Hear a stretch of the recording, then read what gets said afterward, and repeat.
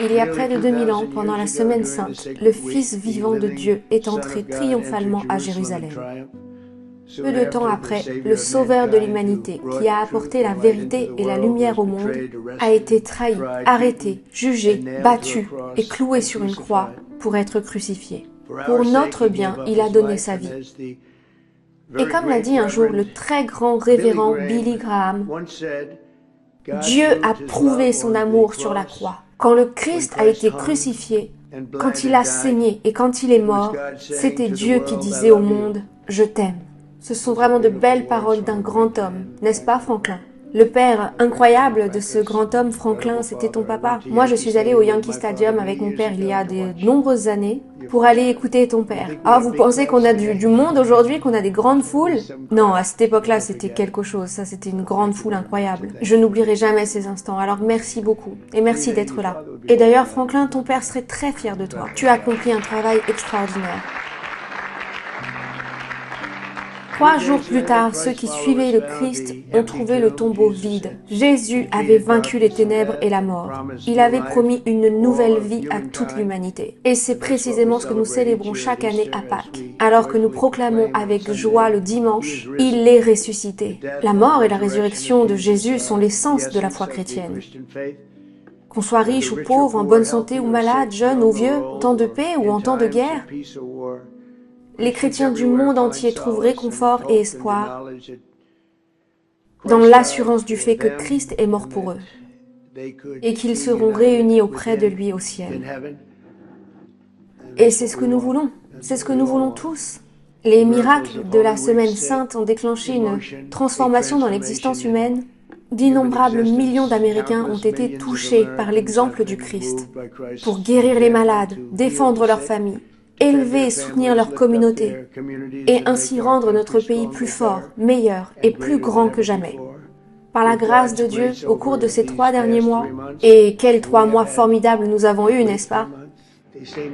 Ils disent même qu'il se pourrait que ce soit les 3 meilleurs mois de tous les temps de l'histoire des États-Unis pour un président et pour une administration. C'était vraiment super. Nous avons des gens formidables, et parmi lesquels beaucoup d'entre eux croient, comme vous croyez. Et nous avons accompli bien plus que ce que la plupart des administrations ont promis ou fait en 4 ans, ou même en 8 ans, juste en si peu de temps. Et je pense qu'il y a un tout nouvel esprit dans notre pays. Et je pense qu'il y a un tout nouveau respect pour notre pays. Notre pays n'était plus respecté il y a 5 mois, 6 mois. Et je pense que le 5 novembre a beaucoup contribué à obtenir ce respect, Franklin. Je pense que c'était vraiment un grand jour et j'espère en tout cas qu'il restera vraiment dans les mémoires comme l'un des plus grands jours de l'histoire des États-Unis. Nous rétablissons notre prospérité, nous sécurisons nos frontières, reconstruisons l'armée américaine. Et je l'avais déjà fait une fois, mais je vais le refaire. Et je vais le faire encore plus. Nous prenons la défense des chrétiens persécutés, tant de chrétiens qui sont actuellement persécutés partout à travers le monde.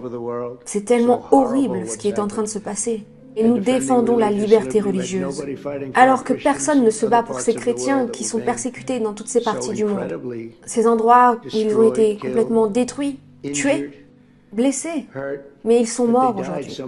Il y a tant de chrétiens qui sont morts. On n'imagine pas que de telles choses puissent être possibles à cette époque, je veux dire dans ce genre d'époque moderne dans laquelle on est. C'est avec fierté que j'ai créé le Bureau de la foi de la Maison Blanche et un tout nouveau groupe de travail du ministère de la Justice pour éradiquer les préjugés anti-chrétiens. Et il y en a beaucoup, croyez-moi. On n'en entend pas beaucoup parler, mais il y a de l'antichristianisme. Nous mettons fin à l'endoctrinement radical dans nos écoles et nous soutenons la liberté de choix de nos écoles. Pour ce faire, nous allons déplacer notre ministère de l'Éducation vers les États, là où ils doivent être. Nous dépensons plus d'argent par élève que n'importe quel pays au monde. Nous n'obtenons pourtant pas beaucoup de résultats. Nous sommes vraiment dans le bas du classement.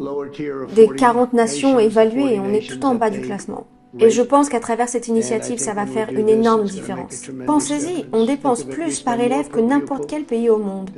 Et pourtant, ce sont des pays comme le Danemark, la Norvège, la Suède et même la Chine qui se classent très bien dans le top 10. Et on ne peut pas blâmer la taille du pays parce que nous sommes grands. La Chine est grande, mais nous sommes grands. Mais nous allons les rattraper bientôt. Lorsque les États dirigeront leur ministère de l'Éducation au lieu de bureaucrates à Washington, cela fera une très grande différence.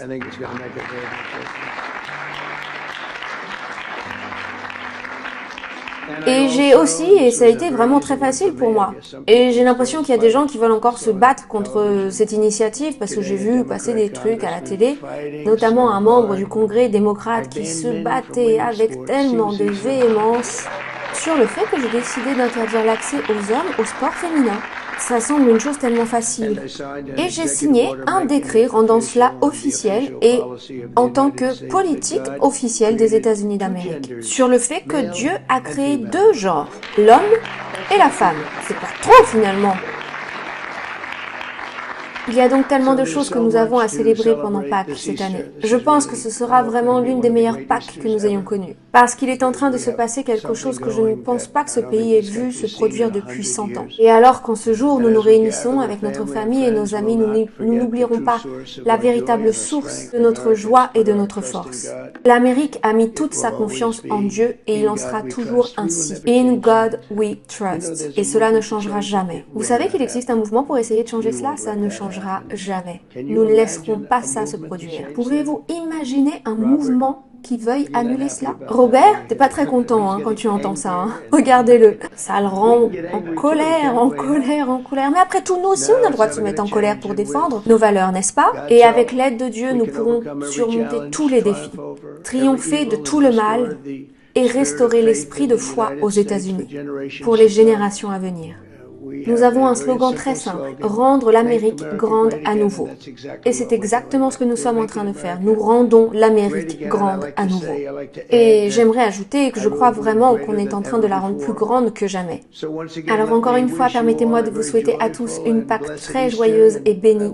Et je voudrais maintenant demander au pasteur Jensen Franklin soutien depuis le jour 1. N'est-ce pas, Paula? Je crois qu'il était là depuis le premier jour avec nous.